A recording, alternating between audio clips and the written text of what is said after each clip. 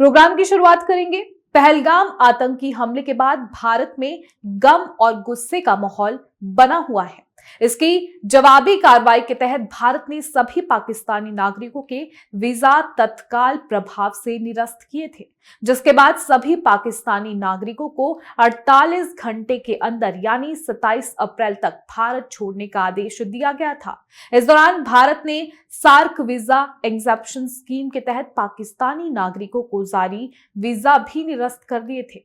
विदेश मंत्रालय ने यह स्पष्ट किया था कि पाकिस्तानी नागरिकता रखने वाले व्यक्ति अब सार्क वीजा स्कीम के तहत भारत की यात्रा करने के लिए आवेदन नहीं कर पाएंगे। ऐसे में सवाल यह है कि क्या सार्क वीजा एग्जेम्पशन स्कीम या सार्क वीजा के नाम से मशहूर ये योजना क्या है और इसे क्यों और कब लागू किया गया था, आज बात इन्हीं सवालों पर करेंगे। यदि आपको सार्क वीजा एग्जेम्पशन स्कीम के बारे में जानना है तो इसके लिए आपको सार्क के बारे में जानना होगा, जिसे दक्षेश भी कहते हैं। सार्क दक्षिण एशियाई देशों का सहयोग संगठन है, जिसे दक्षिण एशियाई क्षेत्रीय सहयोग संगठन यानी south Asian association for regional cooperation कहते हैं। दक्षिण एशिया के 8 देश इसके सदस्य हैं, जिसमें भारत, अफगानिस्तान, बांग्लादेश, भूटान, नेपाल, श्रीलंका, मालदीव और पाकिस्तान शामिल है। इस संगठन के गठन के लिए 8 दिसंबर 1985 को ढाका में सार्क चार्टर पर इन देशों ने हस्ताक्षर किए थे। ऐसे में सबसे पहला सवाल यह है कि आखिर सार्क वीजा एग्जेम्पशन स्कीम क्या है, ग्राफिक के जरिए से समझेंगे। आपको बता दें कि सार्क वीजा एग्जेम्पशन स्कीम की शुरुआत 1992 में की गई थी, जिसका प्रस्ताव सार्क के चौथे शिखर सम्मेलन में रखा गया था। यह शिखर सम्मेलन 29 से 31 दिसंबर 1988 तक पाकिस्तान की राजधानी इस्लामाबाद में हुआ था।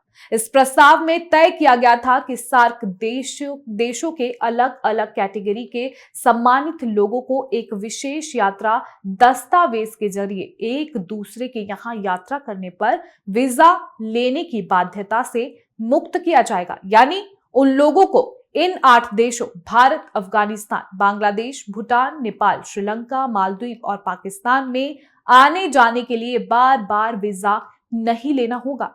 इस प्रस्ताव पर सभी सार्क देशों ने सहमति जताते हुए हस्ताक्षर किए थे। ऐसे में अगला सवाल यह है कि सार्क वीजा एग्जेम्पशन स्कीम कितनी कैटेगरी को कवर करती है। तो बता दें कि फिलहाल SAARC visa exemption scheme 24 category के नामचीन लोगों को सार्क देशों में वीजा लेने की बाध्यता से बाहर रखा गया है। इनमें सम्मानित हस्तियां, हाई कोर्ट और उससे ऊपर के जज, सांसद और विधायक, वरिष्ठ अधिकारी, बिजनेसमैन, पत्रकार, खिलाड़ी मुख्य कैटेगरी है। इन सभी को एक बार वीजा स्टिकर लेने के बाद 1 साल तक दोबारा वीजा लेने की जरूरत नहीं पड़ती है। सार्क देश इस योजना को लागू करने की समीक्षा समय समय पर करते रहते हैं। ये योजना हर सदस्य देश के इमिग्रेशन अधिकारियों द्वारा संचालित की जाती है, जो इसे ज्यादा प्रभावी बनाने के लिए समय समय पर नियमों की समीक्षा करते रहते हैं।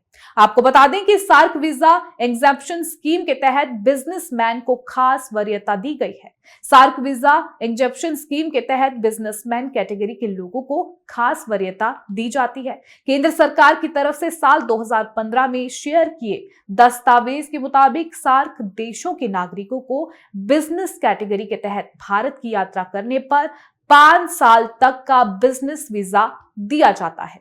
हालांकि बिजनेसमैन अपनी सुविधा के हिसाब से कम समय का वीजा भी ले सकते हैं। हालांकि ये सुविधा सार्क देशों के नागरिकों को नेपाल, भूटान और पाकिस्तान की यात्रा करने पर नहीं मिलती है, क्योंकि इसे खास तौर पर भारत ने ही सार्क देशों के बीच बिजनेस को बढ़ावा देने के लिए अपनी तरफ से लागू कर रखा है। वहीं पहलगाम आतंकी हमले के बाद भारत ने पाकिस्तानी नागरिकों को सभी वीजा निरस्त कर दिए हैं। इसमें सार्क वीजा एग्जेम्पशन स्कीम के तहत दिए वीजा भी शामिल है।